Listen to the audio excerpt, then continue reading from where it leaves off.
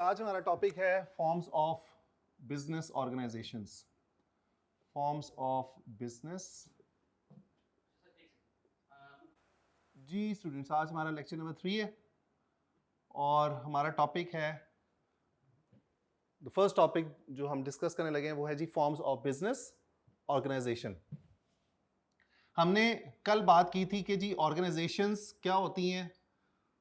उससे पहले हमने कल बात की थी कि जी बिजनेस ऑर्गेनाइजेशंस क्या होती हैं, और उससे पहले हमने बात की थी कि जी ऑर्गेनाइजेशंस क्या होती हैं।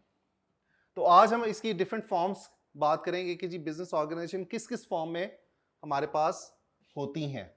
तो पहले नंबर पे अगर हम बात करें तो हमारे पास जो फर्स्ट फॉर्म है वो है जी सोल प्रोप्राइटर बिजनेस की। सोल प्रोप्राइटर बिजनेसेस, ऐसे बिजनेस स्टूडेंट्स, सोल का मतलब होता है अकेला, सोल प्रोप्राइटर, ऐसा ओनर जो अकेला हो उसे सोल प्रोप्राइटर बोलते हैं। ठीक है, ऐसा एंटरप्रेन्योर, ऐसा बिजनेसमैन जो अकेला हो और वो अपना कारोबार अकेला चला रहा हो, जिसमें वो ओनर भी हो, जिसमें वो सारी चीजों को मैनेज भी कर रहा हो, तो ऐसे बिजनेस को हम क्या बोलेंगे? सोल ट्रेडर या सोल प्रोप्राइटर बिजनेसेस। अब सोल प्रोप्राइटर बिजनेसेस के अपने कुछ मसाइल होते हैं, कुछ अपने फायदे भी होते हैं। तो पहला इसका फायदा ये होता है कि वो अकेला ओनर होता है, वो किसी के साथ अपने बिजनेस को शेयर नहीं करता या अपनी ओनरशिप को शेयर नहीं करता। चूंकि वो सारा ही अकेला करता धरता होता है, तो उसकी ओनरशिप 100% होती है, लिहाजा वो किसी के साथ भी ओनरशिप को शेयर नहीं करता। उसके साथ साथ ये जो सोल प्रोप्राइटर बिजनेस है, जो भी डिसीजंस इसने लेने होते हैं वो खुद से डिसीजन ले सकता है, वो किसी के ऊपर डिपेंडेंट नहीं होता, तो डिसीजन मेकिंग भी उसके लिए करना आसान होता है। इसी तरह अगर कोई मार्केट में चेंजेस आ रही हैं, वो इजीली अपने बिजनेस के अंदर चेंज ला सकता है। तो ये तो उसके फायदे हो गए सोल प्रोप्राइटर बिजनेस स्टार्ट करने के या इस बिजनेस को रन करने के। अब इसके प्रॉब्लम्स क्या आ जाते हैं जी? इसके पहला प्रॉब्लम ये है कि इसके पास लिमिटेड कैपिटल होता है, लिमिटेड सरमाया होता है। अगर उसको सरमाए की जरूरत पड़ती है तो वो ज्यादा से ज्यादा बैंक जा सकता है या किसी से उधार ले सकता है, लेकिन चूंकि वो अकेला ही उस कारोबार में पैसा लगा रहा था, उसके पास कैपिटल की कमी होती है या लिमिटेड कैपिटल होता है। दूसरे नंबर पे अगर वो कल को उसकी डेथ हो जाती है तो बिजनेस जो है वो क्या होगा? क्लोज हो जाएगा या शट डाउन हो जाएगा या बंद हो जाएगा। इसी तरह अगर उसने अपने बिजनेस को ग्रो करना है तो ग्रोथ लेकर आना भी बिजनेस में इतना आसान नहीं होगा, एक्सपैंड करना उसके लिए मुश्किल होगा, इसलिए कि उसको और लोग भी हायर करने पड़ेंगे, कुछ मैनेजमेंट लेकर आनी पड़ेगी, तब जाके जो है वो अपने कारोबार को एक्सपैंड कर सकता है, ग्रो कर सकता है। तो ये तो प्रॉब्लम्स हो गए सोल प्रोप्राइटर बिजनेसेस के। दूसरे नंबर पे हम बात करते हैं, दूसरी जो फॉर्म है वो उसमें है जी पार्टनरशिप बिजनेसेस। ऐसे बिजनेसेस जिसके अंदर पार्टनर्स होते हैं जो अपना अपना सरमाया लेकर आते हैं, उनको बोलते हैं पार्टनरशिप बिजनेसेस। दूसरी फॉर्म पार्टनरशिप की। पार्टनरशिप में क्या होता है कि जी मिनिमम आपके 2 इन्वेस्टर्स होते हैं, ये 2 से 20 तक हो सकते हैं, इससे ज्यादा भी हो सकते हैं। इसको यूजुअली हम जनरल पार्टनरशिप बोलते हैं। अब जनरल पार्टनरशिप में जैसे कि बहुत सारी अकाउंटिंग फर्म, ऑडिट फर्म जो है वो एक पार्टनरशिप बिजनेसेस होते हैं, तो उसके अंदर आपके मिनिमम 2 और मैक्सिमम 20 लोग हो सकते हैं। अब पार्टनरशिप बिजनेस के अंदर लेट्स सपोज कि एक्स है और वाई है, 2 लोग अपना अपना सरमाया या कैपिटल लेकर आते हैं। एक्स कहता है कि जी मैं 50,000 रुपये डालूंगा उस बिजनेस में, और वाई कहता है मैं जी 50,000 रुपये डालूंगा। लेट्स सपोज के इक्वल सरमाया लेकर आ रहे हैं, तो टोटल इन्वेस्टमेंट बिजनेस में की 1 लाख की, और उन्होंने एक्स एंड वाई कंपनी खोल ली, एक्स एंड वाई बिजनेस खोल लिया जी, पार्टनरशिप बिजनेस। अब क्या हुआ कि इसके अंदर अगर हम इसकी परसेंटेज की बात करें तो 50% इसने इन्वेस्ट किया, 50% इसने इन्वेस्ट किया।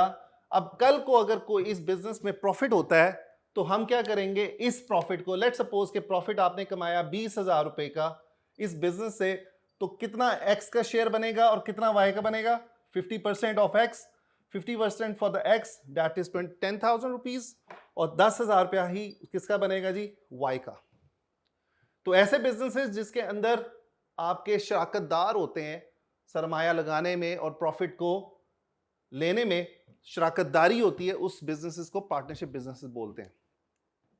अब पार्टनरशिप बिजनेसेस के अंदर फर्दर अगर एज अ एम्प्लॉय काम करना चाहें एक्स और वाई, तो वो अपनी सैलरी और अपना मुआवजा भी ले सकते हैं, क्लेम कर सकते हैं कि जी हमने इस कारोबार के लिए ये सर्विसेज दी हैं, तो हमें उसके अवज सैलरी दी जाए।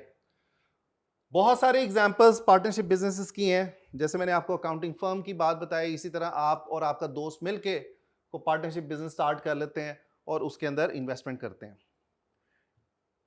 अब इसके कुछ फायदे भी हैं, जैसे हमने सोल प्रोप्राइटर बिजनेसेस की बात की और उसके नुकसानात भी हैं, तो कुछ जनरली हम बात कर लेते हैं जी। पार्टनरशिप बिजनेसेस के अंदर आपका जो पहला फायदा है, एडवांटेज है, वो ये है कि जी पार्टनरशिप बिजनेस में आपकी इन्वेस्टमेंट्स ज्यादा होती है निस्बतन सोल प्रोप्राइटर बिजनेसेस के लिए। तो पार्टनरशिप बिजनेस में एक तो इन्वेस्टमेंट भी ज्यादा हो गई, इसलिए कि 2 मिनिमम इन्वेस्टर्स हैं और 2 से 20 हो सकते हैं। उसके बाद आप प्रॉफिट भी शेयर करेंगे, आपस में मिलजुल के कारोबार करेंगे तो प्रॉफिट भी शेयर होगा, और उसके बाद आप जितनी भी मेहनत करेंगे उसके एवज आपको रिटर्न भी मिलेंगे।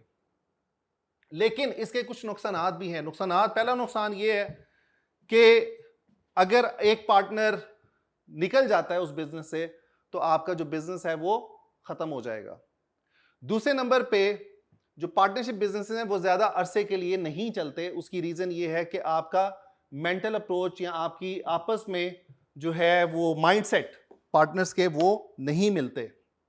इसी तरह अगर आपने फर्दर अपने बिजनेस को ग्रो करवाना है, तो उसके लिए जरूरत पड़ती है आपको लिमिटेड कंपनी की या कंपनी बनाने की जरूरत पड़ेगी। तो लिहाजा सोल प्रोप्राइटर बिजनेसेस और पार्टनरशिप बिजनेसेस एक खास हद तक लिमिटेड होते हैं और वो उससे आगे ग्रो नहीं कर सकते। तो उसमें हमारे पास जो अब तीसरी फॉर्म है वो है जी लिमिटेड लायबिलिटी कंपनीज की। ऐसी कंपनीज जिसकी लायबिलिटी लिमिटेड है। लायबिलिटी का मतलब क्या होता है कि जो चीज आप ओ करते हो उसको लायबिलिटी बोलते हैं। ठीक है जी, जैसे आपने किसी से पैसे उधार लिए हैं, अब आप उसके लिए लायबल हैं कि आपने उसको पैसे वापस भी करने हैं। दैट इज योर लायबिलिटी, जो आप ओ करते हो। जैसे कि अगर एक एम्प्लॉई है, उसको हम सैलरी दे रहे हैं, लेकिन उसकी लायबिलिटी क्या है कि वो अपनी ड्यूटीज को अच्छे तरीके से परफॉर्म करे। तो लायबिलिटी के लिए हम बात करते हैं वर्ड की owe, what you owe to another party. ये आपके लायबिलिटी ये भी हो सकती है कि आपने कोई ड्यूटीज परफॉर्म करनी है। जैसे हमारी लायबिलिटी है कि जी हमने किसी से उधार लिया तो हमने उसको वापस करना है बिफोर टाइम। ये हमारी क्या होगी, लायबिलिटी होगी। लिमिटेड का मतलब क्या हुआ, महदूद। महदूद लायबिलिटी यानी कि ऐसा कारोबार, ऐसा बिजनेस जिसके अंदर आपकी लायबिलिटी महदूद हो, उसको हम बोलते हैं लिमिटेड लायबिलिटी कंपनी। अब यूजुअली जो सोल प्रोप्राइटर बिजनेसेस और पार्टनरशिप बिजनेसेस हैं, उसके अंदर आपकी लायबिलिटी महदूद नहीं होती। उससे हम समझने के लिए एक एग्जांपल लेते हैं। लेट्स सपोज कि जी आप एक सोल प्रोप्राइटर बिजनेस है, सिर्फ एक्स का ही कारोबार है। अब एक्स जो है वो एक बैंक के पास जाता है, वो कहता है जी मुझे अपने कारोबार के लिए 50,000 रुपया चाहिए। ठीक है जी, अब जब आप एक कर्जा ले लेते हैं 50,000 रुपए का बैंक से, तो फिर आपने उसको वापस भी करना है। अगर इन केस अगर आप वो वापस नहीं कर सकते, तो बैंक कहता है कि जी भाई कल को मैंने अपने पैसे वापस लेने हैं, तो मैं आपके जो जाती मलकियत की चीजें हैं वो मैं बेच के अपने पैसे वापस लूंगा।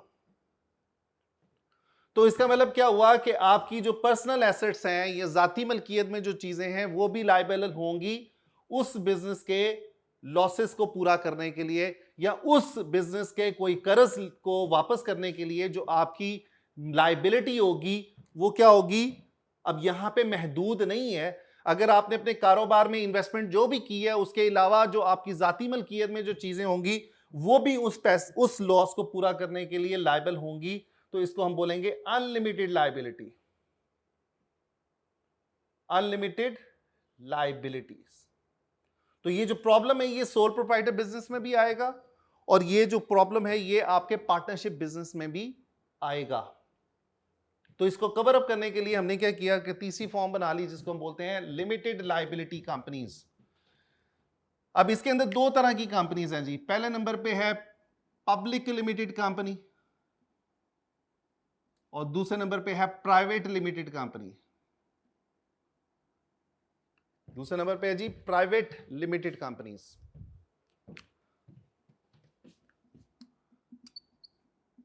प्राइवेट लिमिटेड कंपनी क्या है जी? प्राइवेट लिमिटेड कंपनी वो कंपनी जो कि यूजुअली स्मॉल स्केल पे काम करते हैं, ऐसे बिजनेस जो फैमिली ओरिएंटेड होते हैं या छोटे पैमाने पे स्मॉल बिजनेसेस होते हैं, तो उनका स्टेटस प्राइवेट लिमिटेड कंपनी का होता है। अब हम कंपनी को क्या कहते हैं कि जिस company same as like having a legal personality. आप कहते हैं जी मैंने कंपनी बना ली है, लेट्स सपोज के एक्स एंड वाई कंपनी बना ली। अब कंपनी बना ली, अब वो उस एक्स एंड वाई जो भी आपने काम करना है, जो भी आपने पैसे लेने हैं बैंक से या जो भी आपने गाड़ी खरीदनी है वो आप किसके नाम पे खरीदेंगे? कंपनी के नाम पे खरीदेंगे। तो ऐसी कंपनियां जो छोटे पैमाने पे काम करती हैं, स्मॉल स्केल पे काम करती हैं, या ऐसे कारोबार जो आपके फैमिली ओरिएंटेड बिजनेसेस होते हैं, ऐसे कारोबार, ऐसी कंपनियां जो अपने शेयर्स को जनरल पब्लिक को ऑफर नहीं कर सकते या स्टॉक मार्केट में उनको ट्रेड नहीं कर सकते या बेच या खरीद नहीं सकते, तो ऐसे शेयर्स जिसमें आप ट्रेड नहीं कर सकते स्टॉक मार्केट में, तो ऐसी कंपनीज को प्राइवेट लिमिटेड कंपनीज बोलते हैं। अब प्राइवेट लिमिटेड कंपनीज यूजुअली अपने नाम के साथ क्या लगाएंगी? पीवीटी लगाएंगी। तो ये फीचर्स हैं जी हमारे प्राइवेट लिमिटेड कंपनी के। उसके बाद आ जाती है जी पब्लिक लिमिटेड कंपनी।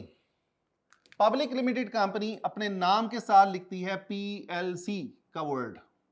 उसका नाम जो है वो एंड पे खत्म हो रहा होगा पीएलसी। एग्जाम्पल के तौर पे अगर हम बात करें पेप्सी कंपनी की, तो वो अपने नाम के साथ उनका जो नाम है इट्स एंड्स विद पीएलसी। इसी तरह हमारे पास जो बड़ी कंपनी है टोयोटा कंपनी होगी जी, वो भी पीएलसी है, पब्लिक लिमिटेड कंपनी है। ऐसी कंपनीज जो अपने शेयर्स को मार्केट में ट्रेड कर सकती हैं, बेच सकती हैं, खरीद सकती हैं, ऐसी कंपनियां पब्लिक लिमिटेड कंपनी कहलाती है। ऐसी कंपनियां जो लार्ज स्केल पे काम करती हैं या कारोबार करती हैं बड़े पैमाने पे, जैसे मल्टीनेशनल कंपनीज हैं, नेस्ले हो गई, जैसे कि आपकी केएफसी होगी, बड़े पैमाने पे कारोबार करने वाली कंपनियां जो होती हैं उनको हम पब्लिक लिमिटेड कंपनीज बोलते हैं। अब अगर हम इसका कंपैरिजन करें तो पब्लिक लिमिटेड कंपनीज जो होती हैं उनको वसाइल की कमी नहीं होती, उनको पैसा रेस करने की कमी नहीं होती। अगर आप कल को बैंक जाते हैं पैसा लेने के लिए, लोन लेने के लिए, बिजनेस के लिए, तो बैंक्स जो हैं बड़े आपको हंस खेल के आपको जो है वो खुशी खुशी आपको जो है वो लोन प्रोवाइड कर देंगे, इसलिए कि उनको आपके ऊपर ट्रस्ट है और आपकी प्रेजेंस पूरी दुनिया में है। तो अगर मेरे जैसी कंपनी, छोटी कंपनी, मेरी कंपनी अगर let's suppose X and Y company जो है वो अगर कर्जा लेने जाएगी, जो कि प्राइवेट लिमिटेड कंपनी है, उसको कर्ज लेते हुए थोड़ी सी दुश्वारी होगी। उसमें भी आपको थोड़ा सा सिक्योरिटीज प्रोवाइड करनी पड़ेंगी कि जी कल को आप कर्जा वापस कर सकेंगे नहीं कर सकेंगे। लेकिन जो भी कर्जा वगैरह आपने बाय द वे लेना है वो आपने किस नाम पे लेना है? कंपनी के नाम पे लेना। तो ये जो कंपैरिजन था, ये पब्लिक, ये जो फॉर्म हमने बात की, ये थर्ड फॉर्म थी लिमिटेड लायबिलिटी कंपनीज की। तो कंपनी को मैं थोड़ा सा एक्सप्लेन और कर दूं कि कंपनी एक एंटिटी है जिसके नाम पे आप जितनी भी बिजनेस की एक्टिविटीज हैं उसको मैनेज कर रहे होंगे, उसको लेके चल रहे होंगे। उसके बाद हम बात करते हैं जी डिपार्टमेंट्स की। यहां तक अगर आपका कोई सवाल हो स्टूडेंट्स तो आप मेरे से पूछ सकते हैं, कोई भी कंफ्यूजन है तो आप डिस्कस कर लें।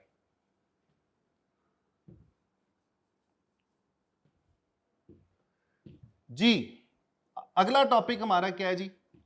अब हम बात करते हैं कि ये डिफरेंट फॉर्म्स हैं जी बिजनेस की। अब बाय द वे हमारी जो डिस्कशन आएगी ज्यादा इस सिलेबस के अंदर वो कंपनीज के हवाले से आएगी, पब्लिक या प्राइवेट लिमिटेड कंपनीज की या ज्यादा से ज्यादा सोल ट्रेडिंग बिजनेसेस की। हम शुरू बाय द वे हमारी डिस्कशन जो होगी वो सोल प्रोप्राइटर बिजनेसेस की फिर gradually in the syllabus of ACCA हम बात करेंगे कंपनीज के हवाले से। हम बात करते हैं अब जी नेक्स्ट टॉपिक में डिपार्टमेंट्स की। Departments in business organisations.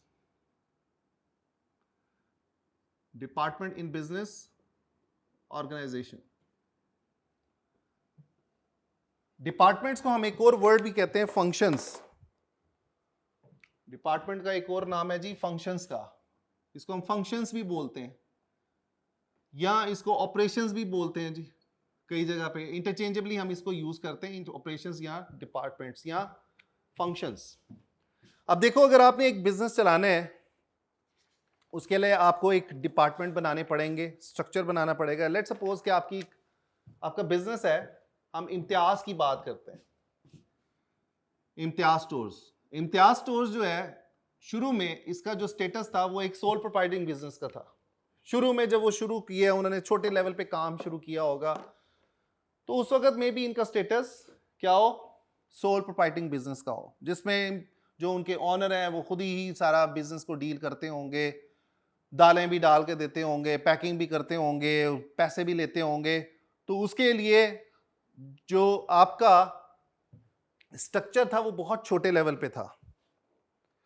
अब उसके बाद क्या हुआ कि जी एज इम्तियाज ग्रो करना शुरू किया, उन्होंने सोचा कि क्यों जी हम अपनी ऑर्गेनाइजेशन को बड़ी ऑर्गेनाइजेशन में कन्वर्ट करें। तो उसके लिए उन्होंने क्या किया कि जी उन्होंने कहा कि हम अब एक्सपैंड करेंगे, डिफरेंट सिटीज में जाएंगे, कराची से लाहौर जाएंगे। उसके लिए हमें क्या करना पड़ेगा, पूरी एक स्ट्रक्चर बनाना पड़ेगा, एक हायरार्की बनानी पड़ेगी कि ऊपर स्ट्रक्चर में कौन से ऊपर लोग बैठे होंगे, कौन से दरमियान में होंगे और कौन से नीचे काम कर रहे होंगे। तो उसके लिए उन्होंने क्या किया, प्रॉपर डिपार्टमेंटेशन कर दी, प्रॉपर फंक्शंस बना दिए कि जी ये फंक्शन, फॉर एग्जांपल कि ये डिपार्टमेंट सिर्फ और सिर्फ जितनी भी बाइंग होगी, जितनी भी परचेजिंग होगी, वो सिर्फ और सिर्फ परचेजिंग ही कर रहे होंगे। आपने कोई फ्रूट्स, वेजिटेबल्स या कोई ग्रोसरी आइटम्स वगैरह जो आपने अपने स्टोर में रखनी है, वो सारी की सारी सिर्फ और सिर्फ कौन खरीदेगा, प्रोडक्शन परचेज वाले खरीदेंगे, जिसको हम प्रोक्योरमेंट डिपार्टमेंट भी बोलते हैं, परचेज डिपार्टमेंट। इसका जो काम होगा वो क्या होगा, सिर्फ और सिर्फ चीजों को खरीदना, चाहे वो छोटी से छोटी चीज हो, चाहे वो बड़ी से बड़ी चीज हो, उसका काम सिर्फ और सिर्फ बाइंग करना है, परचेज करना है। तो इम्तियाज स्टोर ने ये डिसाइड किया कि भाई जो ऑनर है वो खुद वो बाय नहीं करेंगे, जो बाय करने वाला बंदा होगा उसके लिए हम एक अलग से मैनेजर जो है वो रखेंगे और मैनेजर ये सारी चीजें जो हैं वो खरीदेगा। अब परचेज डिपार्टमेंट का रोल क्या होगा कि जब आप कोई चीज खरीद रहे हैं उसकी कॉस्ट भी कम हो, कम से कम कीमत पे वो खरीदी जाए और उसकी क्वालिटी भी बेहतर हो। ठीक है, तो क्वालिटी और कॉस्ट को आपस में क्या करते हैं, वो बैलेंस रखते हैं। कॉस्ट यहां पे इन द सेंस हम बात कर रहे हैं प्राइस की, कि जिस चीज की कीमत वो परचेज की कॉस्ट अदा कर रहे हैं, चीजों को खरीदने की कॉस्ट अदा कर रहे हैं, परचेज प्राइस पे कर रहे हैं या प्राइस पे कर रहे हैं किसी चीज को खरीदने के लिए, तो वो क्या हो, वो कम से कम हो और साथ उसकी क्वालिटी भी सबसे बेहतर हो। तो purchase department is solely responsible for buying the goods at a low cost with the good price, with the good quality. दूसरे नंबर पे हम बात करते हैं जी कि वहां पे आपने आईटी का भी डिपार्टमेंट होना चाहिए जी, जहां पे आप जो है वो इंटरनेट के थ्रू या ईमेल्स के थ्रू आपस में एक दूसरे के साथ कम्युनिकेट भी कर रहे हो।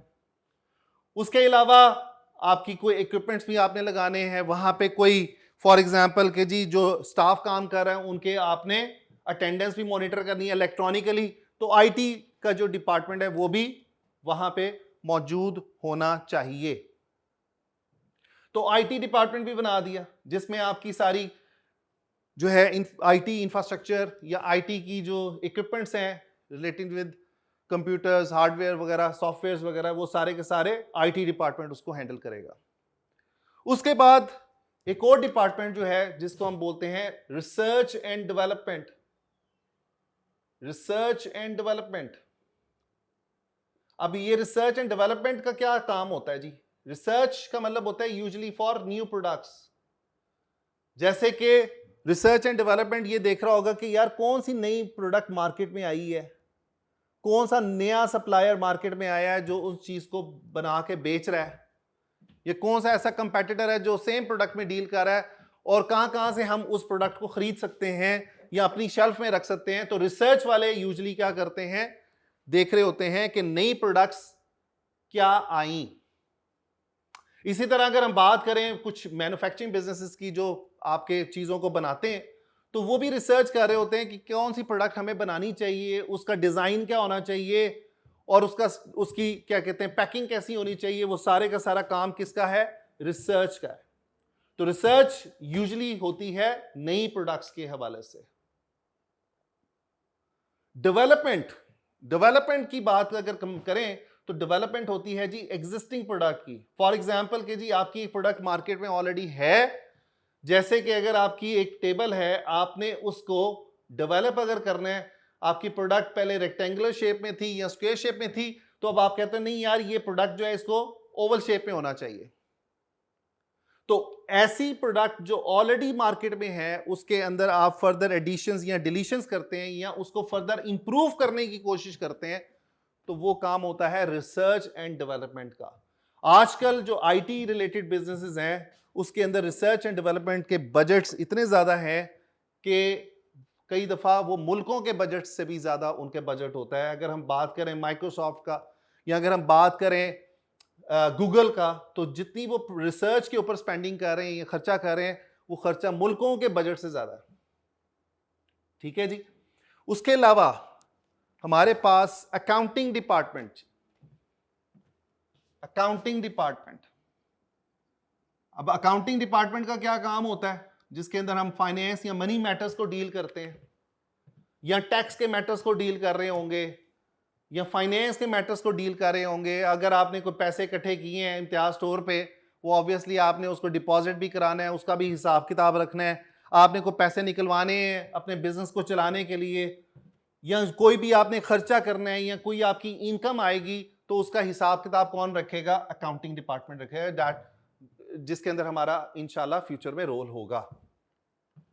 इसके अलावा अगर हम बात करें फर्दर डिपार्टमेंट्स की, तो हमारे सामने एचआर डिपार्टमेंट आ जाता है जी, ह्यूमन रिसोर्स डिपार्टमेंट।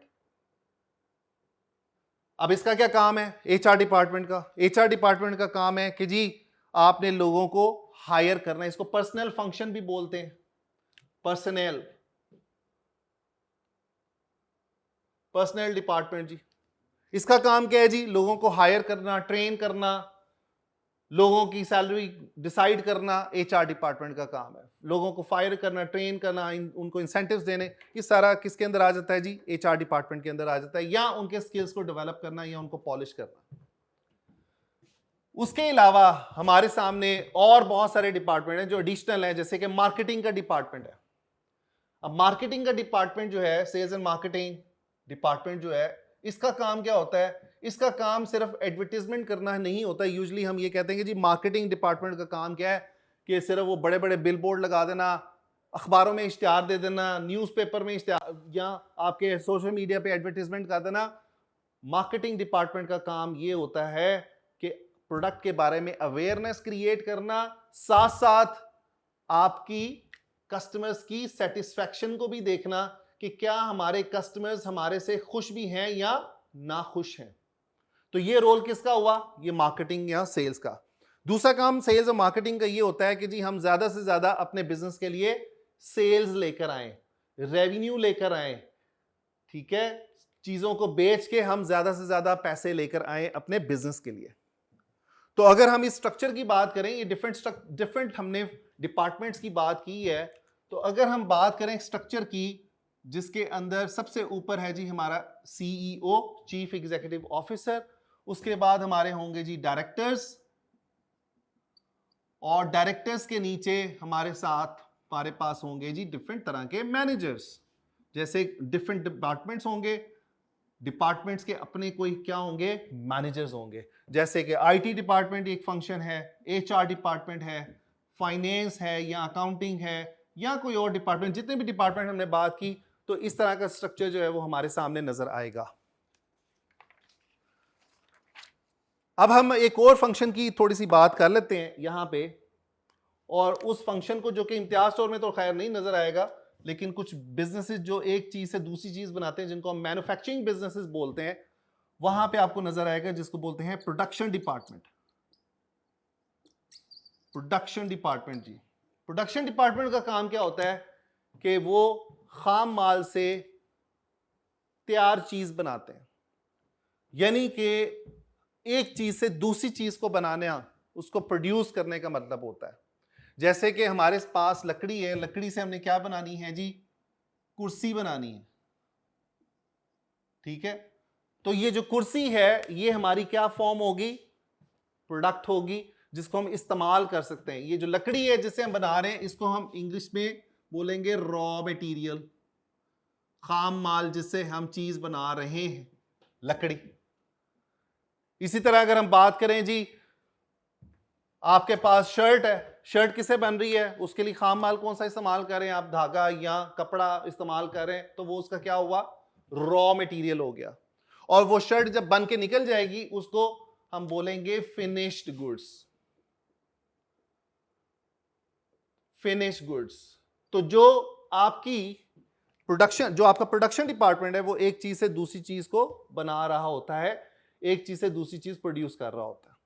तो ऐसे डिपार्टमेंट्स जो हमारे प्रोडक्शन में इन्वॉल्व होते हैं, ऑब्वियसली उनकी क्या जिम्मेदारी होती है, प्रोडक्शन डिपार्टमेंट किस चीज के लिए रिस्पॉन्सिबल होंगे कि वो जब चीज बना रहे होंगे वो ये देख रहे होंगे कि क्या चीज को बनाने, क्या कॉस्ट आई है, क्या लागत आई है हमें उस चीज को बनाने पे। दूसरे नंबर पे वो ये देख रहे होंगे कि कहीं हम जो चीज बना रहे हैं उसकी क्वालिटी तो नहीं खराब हो रही, क्वालिटी भी बेहतर है या नहीं। साथ साथ वो ये देख रहे होंगे कि कहीं पे कहीं डिफेक्ट्स तो नहीं आ गए चीज को बनाते बनाते।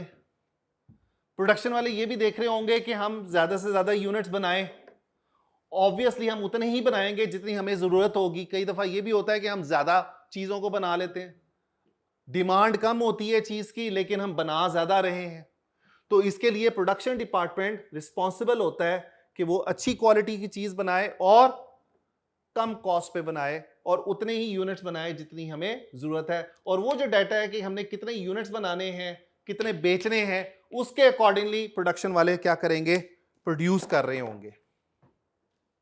ठीक है जी। इसके अलावा हमारे पास और जो डिपार्टमेंट्स हैं वो है जी एडमिनिस्ट्रेशन डिपार्टमेंट। एडमिन डिपार्टमेंट जी, एडमिन डिपार्टमेंट का क्या काम होता है, जनरल मैनेजमेंट करना, जैसे सफाई सुथराई है जी बिजनेस के अंदर, या आपकी मेंटेनेंस प्रॉपरली हो रही हो जी, खुदा न खास्ता अगर आपका कोई जनरेटर खराब हो गया या बिजली नहीं आ रही तो वो सारे कौन देखेंगे जी, एडमिनिस्ट्रेशन वाले देख रहे होंगे। तो हमने यहाँ पे डिपार्टमेंट्स की बात की कि कौन कौन सा डिपार्टमेंट क्या क्या रोल प्ले करता है ऑर्गेनाइजेशन के अंदर। इस स्ट्रक्चर को हम फंक्शनल स्ट्रक्चर भी बोलते हैं। अगर हम स्ट्रक्चर की बात करें, स्ट्रक्चर को हम बोलते हैं जी फंक्शनल स्ट्रक्चर। ये वाला स्ट्रक्चर फंक्शनल स्ट्रक्चर भी कहलाता है। यहां तक अगर आपका कोई सवाल है तो जी पूछ लें। जी आगे चलते हैं। अब हम प्रॉपर डिस्कशन अपनी थोड़ी सी करने लगे हैं structure of a business organisation. Organisation structure या चार्ट्स, ऑर्गेनाइजेशन चार्ट भी बोलते हैं, स्ट्रक्चर भी बोलते हैं। अभी हम चार्ट की, जैसे हमने एक अभी आपके सामने एक चार्ट सा बनाया है कि जी सबसे ऊपर चीफ एग्जीक्यूटिव ऑफिसर है, सीईओ है, जो ऑनर ऑफ द बिजनेस है, उसके नीचे डायरेक्टर्स काम कर रहे हैं, सीनियर मैनेजमेंट काम कर रही है, उसके नीचे डिफरेंट डिपार्टमेंट्स हैं और उन डिपार्टमेंट्स के डिफरेंट मैनेजर्स। तो ये एक स्ट्रक्चर की फॉर्म डिस्कस की थी हमने अपनी डिस्कशन में। अब हम एक और स्ट्रक्चर या चार्ट्स के अंदर हम एक स्ट्रक्चर की बात करते हैं, उसका नाम है डिविजनल स्ट्रक्चर। तो हमारा टॉपिक क्या है जी, structure of N organisation.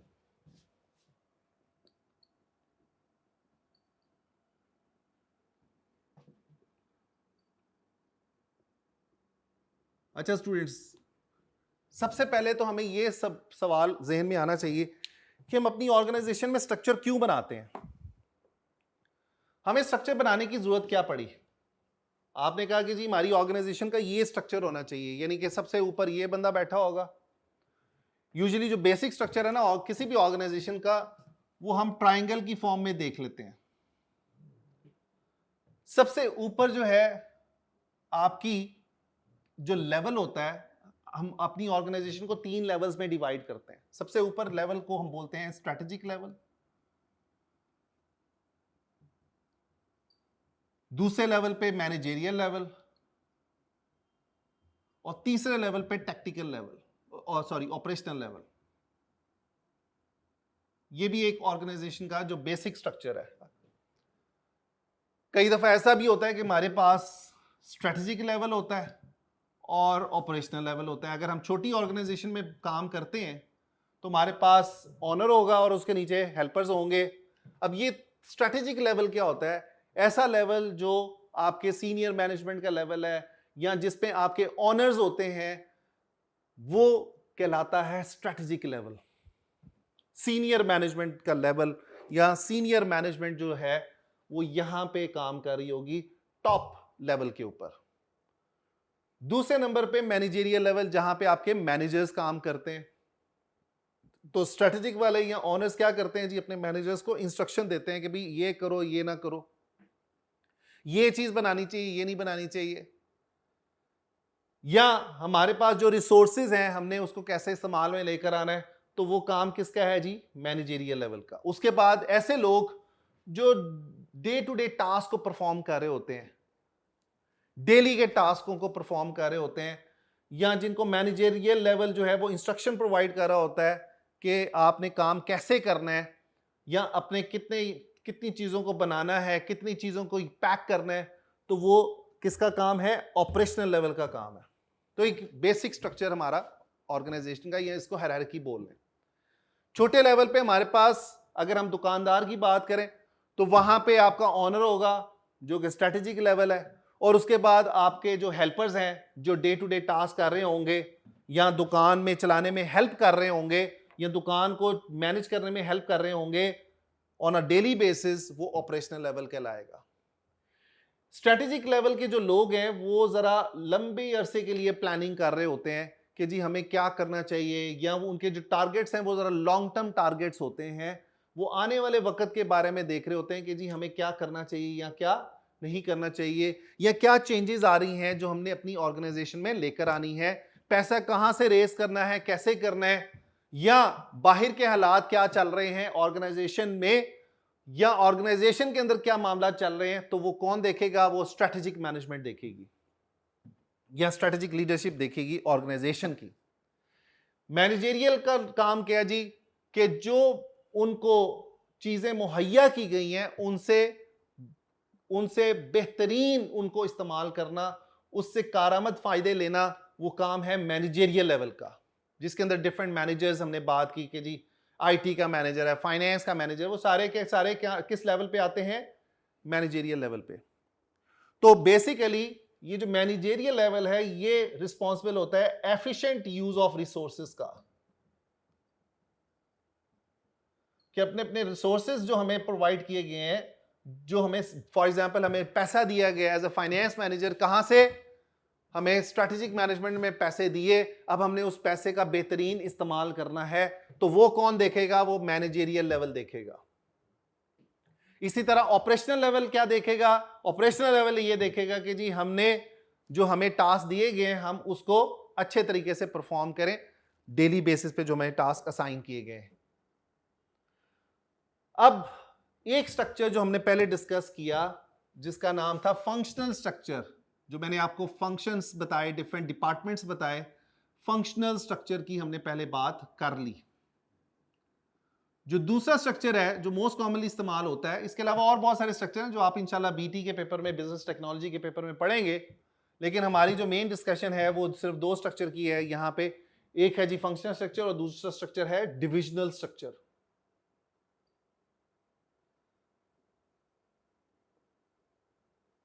Divisional structure क्या होता है कि हम अपनी ऑर्गेनाइजेशन को डिफरेंट डिविजन्स में डिवाइड कर लेते हैं, यानी कि अपनी ऑर्गेनाइजेशन को हम डिफरेंट डिविजन्स में डिवाइड जब करते हैं तो उस स्ट्रक्चर को हम क्या बोलेंगे? डिविजनल स्ट्रक्चर बोलेंगे। अब ये स्ट्रक्चर कैसा नजर आता है जी? उसकी शेप क्या होगी? उसकी शेप ये होगी जी हमारे सामने कि सीईओ है, चीफ एग्जीक्यूटिव ऑफिसर है, उसके नीचे बोर्ड ऑफ डायरेक्टर्स हैं जी, और बोर्ड ऑफ डायरेक्टर्स के नीचे डिविजनल मैनेजर्स हैं जी, या डिविजनल हेड्स हैं, divisional manager for the first division, और उसके बाद डिविजनल मैनेजर जो कि सेकंड डिवीजन का है। और अब इस डिवीजन के नीचे हमारे पास डिफरेंट तरह के डिपार्टमेंट्स भी होंगे। डिविजनल मैनेजर के नीचे एचआर डिपार्टमेंट भी काम कर रहा होगा, आईटी वाले भी, इसके अलावा आपके फाइनेंस वाले भी, for example sales and marketing के भी जी, sales and marketing division departments काम कर रहे हैं। इसी तरह बाकी डिविजन्स के भी नीचे जी ये काम हो रहा होता है। अब हम एग्जांपल के तौर पे लेते हैं जी, एलजी कंपनी है। एलजी कंपनी बहुत बड़ी कंपनी है, इलेक्ट्रॉनिक्स कंपनी है। उसके नीचे उस एलजी कंपनी की बहुत सारी प्रोडक्ट्स हैं जी, जैसे कि रेफ्रिजरेटर एक प्रोडक्ट है, लैपटॉप्स दूसरी प्रोडक्ट है, फॉर एग्जांपल टीवीज या एलईडीज जो हैं वो आपकी तीसरी प्रोडक्ट है। इसी तरह वॉशिंग मशीन्स जो हैं जी वो भी एक प्रोडक्ट है, वॉशिंग मशीन।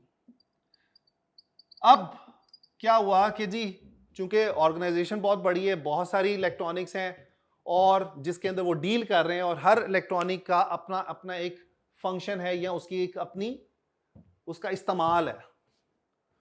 तो हायर मैनेजमेंट ये डिसाइड करती है एलजी कंपनी की कि यार क्यों ना हम रेफ्रिजरेटर का एक अलग से डिवीजन बना लें इस प्रोडक्ट की बेस पे, और उसके लिए हम एक डिविजनल मैनेजर हायर करें जो उस रेफ्रिजरेटर के लिए रिस्पॉन्सिबल हो कि रेफ्रिजरेटर की मार्केटिंग कैसे करनी है, रेफ्रिजरेटर से रिलेटेड फाइनेंशियल मैटर्स को कैसे देखना है, वो सारे का सारा कौन देखेगा, वो डिविजनल मैनेजर देखेगा। ये वाला मैनेजर जो है वो उसके लिए रिस्पॉन्सिबल होगा या हायर मैनेजमेंट को रिपोर्टेबल होगा। उसकी मार्केटिंग, उसकी एचआर, उसकी आईटी, उससे रिलेटेड जितने भी डिपार्टमेंट्स होंगे वो रेफ्रिजरेटर डिवीजन देखेगा। इसी तरह लैपटॉप के लिए हम अलग से डिवीजन बना देते हैं, इसका एक सेपरेट डिवीजन बन गया, इसके लिए अलग से डिवीजन बना दिया, इसके लिए अलग से डिवीजन बना दिया। तो separate division based on the product line के हर प्रोडक्ट के अलावा अलग आपने डिविजन्स बना दिए। इसको बोलते हैं प्रोडक्ट वाइज डिविजनलाइजेशन। प्रोडक्ट वाइज डिविजनलाइजेशन कि प्रोडक्ट की बेस पे आपने अपना अलग से डिवीजन बना दिया। अब दूसरा जो मेथड है डिविजन्स बनाने का वो ये है कि जी हम कहते हैं कि जी हम लोकेशन के वाइज हम डिवीजन बना देते हैं। हम ये कहते हैं कि जी एक हमारा जो डिवीजन होगा वो लाहौर रीजन के लिए होगा, लाहौर डिवीजन बना दिया। इसी तरह हमने बना दिया जी इस्लामाबाद डिवीजन। इस्लामाबाद डिवीजन सिर्फ जितनी भी सेल्स होंगी इस्लामाबाद में हमारी प्रोडक्ट्स की, जितनी भी प्रोडक्ट्स हैं वो सारी की सारी इस्लामाबाद डिवीजन देखेगा। तो रीजनल बेसिस पे या ज्योग्राफी की बेस पे, लोकेशन की बेस पे हमने क्या किया कि हमने डिफरेंट डिविजन्स जो हैं वो क्रिएट कर दिए। हमने कहा कि जी ये डिवीजन ये काम करेगा, ये इसके लिए रिस्पॉन्सिबल होगा, उसके लिए आपने डिविजनल हेड्स अपॉइंट कर लिए या उनको रिस्पॉन्सिबल करा दिया। तो ये स्ट्रक्चर हमारा कहलाता है डिविजनल स्ट्रक्चर। इसको फर्दर डिटेल्स में आप जो है वो इंशाल्लाह पढ़ेंगे पेपर बीटी के अंदर भी। तो कुछ नॉलेज आपका ओवरलैप करता है, हम यहाँ पे इतनी डिटेल में नहीं जाएंगे इस सिलेबस के अंदर, MA1 के सिलेबस के अंदर, इसलिए कि ये रेपिटेशन होनी है बीटी के अंदर भी। बीटी के अंदर भी आप इस तरह की चीज़ें पढ़ रहे होंगे, लेकिन हम सिर्फ वही डिस्कशन करेंगे जो हमारे लिए रेलेवेंट होगी इस पेपर के हवाले से। ठीक है जी, thank you very much for today session. इंशाल्लाह कल हम बात करेंगे कि ऑफिस क्या होते हैं, उसके फंक्शनैलिटीज़ क्या होती हैं। ठीक है जी, थैंक यू वेरी मच।